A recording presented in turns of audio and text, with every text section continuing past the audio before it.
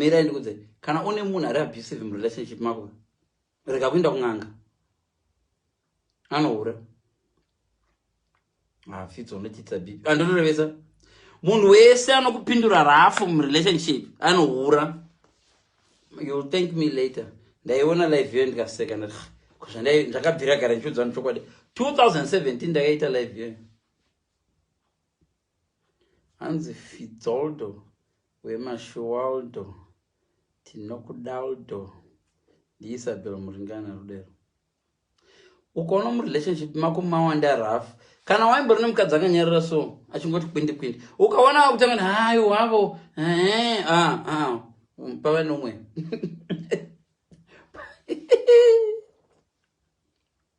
in fact itsiro endiri kudzaya hakusi kuti ndonyebaka. Ukangovona usingachapi zvimwe zvinhu zvawaimboita lese mukadzi wakaida bonde every Friday and Monday Friday ukaona usingachariiti Monday Friday asi zvinhu zvingoluka like zviri normal padova neumwe saka tiri kudzokera kuzvelive zvakudhara izvi ndangoivona ndikasekawo zvangu. Munhu wese ane rafu mu relationship ndoreva baba vanoti iwo vanondinetsa mani vanoura kana muchida vakudzenda vana zvavanondiita futi. Munhu wese mukadzi unoona anokupindura rafu mu relationship ane chikomba uchanzo handisi kunyeba handisi kuti if anotori nechikomba zvinoitika ndezvekuti kana wadova nechikomba so unoiritetwa nemunhu wako anokuiriteta so wakamboona kuti kana uchiexpecta message kumunhu waunoda ukafonerwa nomwe munhu wambona shadza unoita ndo theory yacho iyoyo. Hausati wamboti wakamirira imwe text message inobva wanzotera uchitasa message wano munhu ari kukumbira chikwereti ukaona uchida kukwereta mari ukaita munyama wokutextira munhu anga awana boyfriend new one akamirira text message inobva auipiwe mari iyoyo unotukwa nezvamai haazokuvudzi. Hanzi ini ndakatoona kuti I can survive without going back kudendere. Saka naivimba wakaona kuti you can survive without going back kudendere ukaita sei waongogara kusango ikoko. Rafu ino isign rafu nature inenge ichizama kukudza hauchadiwa.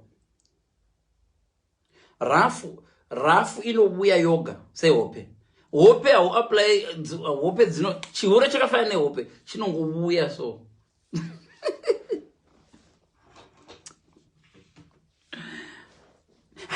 usandinetsa mani iwe wakutourigwa iwe.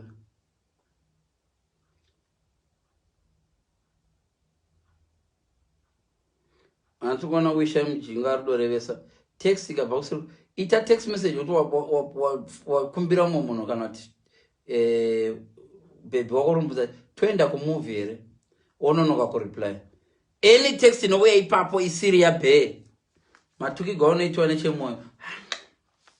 ndo aya matext message anoti ndakakutextira iyo ndakaiona pandakakangamwa kureply ukaona munhu achiti ndakaiona text message ndakakangamwa kureply zvesho anenge akakangamwa asi unenge wakatexta achiexpecta a very important text message akakutuka chizidzo irivo rezidzoro iri soro pangu ndiri block vamwe vacho motoblock chirega ndikupe imwe example paunenge uchipfimba musikana pape asingakude zvinokublokesa ende zvekudai so uri kupfimba musikana asingakude iye ane crush yake yanoda kumessenger akamira pamessenger kuti vedo crush yangu ngaireply iwe ndo paunotanga ngoni unoblokiwa vakawanda atakablokiwa kakawanda iye anenge achida text message inobva kuna Jabulani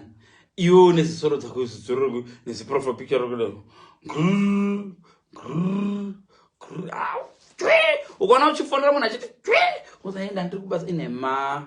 nenge akamirira text message yemunhu anoda saka text message munhu anoda haadi kumisa anoti